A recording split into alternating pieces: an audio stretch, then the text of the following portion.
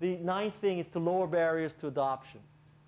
Here are the cases where you've created the world's greatest mousetrap, the nuclear-powered mousetrap. You kill mice better than anybody in the history of mankind. Mouse goes in there, there's a little explosion, little mushroom cloud, the mouse is gone. Okay? You murder mice really well. You got the design from Lawrence Livermore, or you stole it from Los Alamos. I don't know how you got it. Somehow, you really murder mice well. So here's the barriers to adoption. First of all, your mousetrap is nuclear-powered. However, you need a PhD in applied physics to set the mousetrap. The learning curve is so high. It's almost as difficult as setting the clock on a VCR. It's that high, right?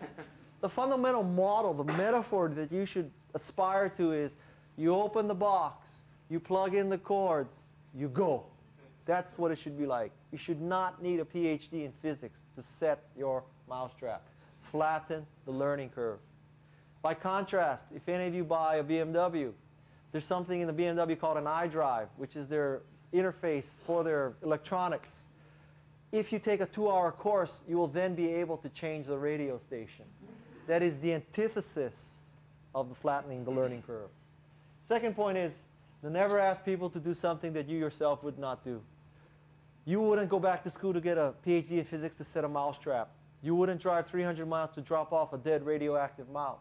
You wouldn't pay $250,000 for a mousetrap. Don't expect customers to do this either. The reason why there's a washing machine in this picture is because I have a positive example, which is the Kauai Hyatt Regency. The Kauai Hyatt Regency, in every wing of the hotel, there's a laundry room. That means there's one less guest room. It means that people send out less laundry through the laundry system than if you went into the laundry room, you would see that the washers and dryers are free. So at a Hyatt Regency in Kauai, they're not charging you to wash the clothes. That is a good example, a positive example of this theory. The third point is you need to recruit evangelists. At the start of a company, you need to recruit evangelists. They're not stockholders, they're not employees. They see your product or service as a way to make the world a better place. There's no more higher leverage than recruiting evangelists.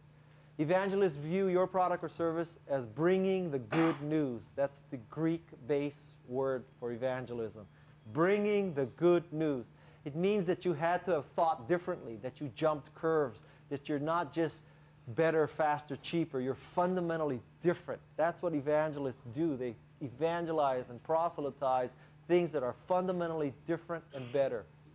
Having seen the example of TiVo recruit evangelists, and Harley Davidson have evangelists, and Apple have evangelists, and Netflix have evangelists. At this point in e-commerce and commerce, you would think that people understand when you have a great product or service, you will get evangelists. I don't think that people have quite understood that. When you have this great product or service, I'm telling you, go get your evangelists. Don't wait for them to bubble up. Don't wait years for these groups to form. Go get them. Go get them. You'll increase the leverage of your marketing sales tremendously by doing that.